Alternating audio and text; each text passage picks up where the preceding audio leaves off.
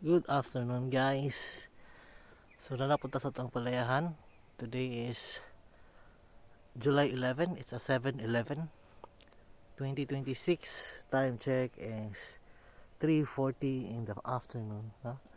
Cloudy after uh, the tail end of Bobby hit hard here. So it raining hard here and a bit the southwest monsoon was enhanced, no? So today medyo cloudy gyapon pero wala na iwan. Wala na pa hangin kaya. So karon nang-install mi og fruit fly trap.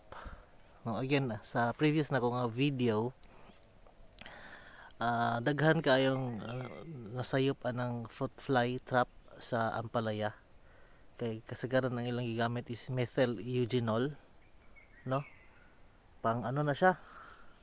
Pang mangga, no? Lahi ang pang cucurbit. Ang cucurbit is mo na siya ang mga vegetables niya, pipino, ampalaya, prutas nga melon. So mo na ang tawag ani niya guys nga trap is actually, or ang attractant ani nga nasa sud kana siya medyo yellow, orange or yellowish, nasa cotton nga gibutang. Okay, melon trap na siya, melon attractant trap, no? Wala pa lang na siya 30 minutes guys nga pagbutang na dayoy mga na trap nga fruit fly. Ayan, no? Kung makabantay mo, na siya na trap nga fruit fly.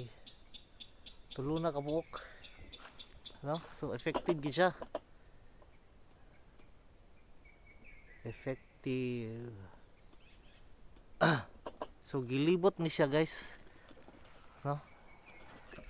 Kung naka-notice mo na yung mga pole outside sa boundary.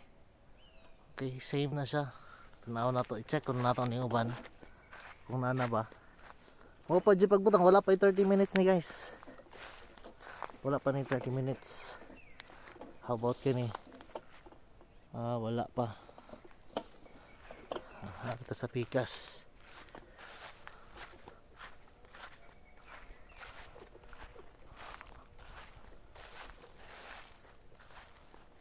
Wala pa pod. So ang design na to ani guys, duha ka design na to ani na ay natay gibutang straw sa buho. That is to prevent, or not really prevent, no? Maglisod sila gawas ba? Kay maglisod naman sila pangita sa buho padung gawas, no? Ngayon kana cotton na siya, diha gi basa ang katong attractant, liquid na siya, no? Na ako'y nahabilin gihapon, kay gihapon man ako ni gidakaron lang namo gi-install, no? Wala pa pud ni siya.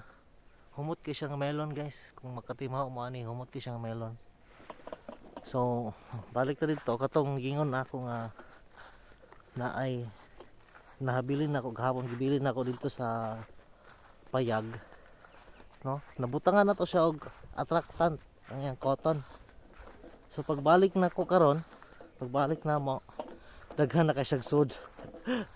Atong i-check, no?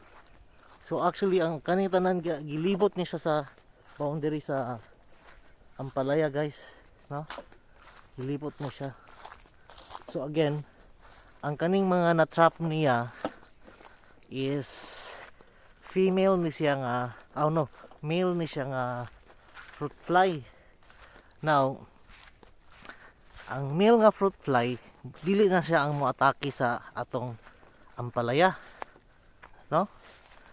It's actually the female. Yan, oh. So mga male na siya, no? Namatay na uban. Mga male na siya nga mga fruit fly. So nganong kaniman ang atong gi trap, kay dili man ma-attract ang dili man ma-attract ang female ani because the attractant actually mimics the pheromones of the female. So yeah, you know, male and female, boys and girls. So the boys will do whatever it takes to get the girls. So they will false attractant ni siya, no?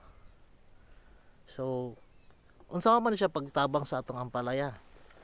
So ang female mo siya mo-attack sa ano, sa ampalaya nga fruits nganuman para maglay og eggs, no? Maglay ni siya og eggs. Now dili makaproduce og eggs ang female kung walay dili siya mo mate sa male. So kung walay male kay na sud na sa atong attractant sa atong trap, so dili na siya makaitlog.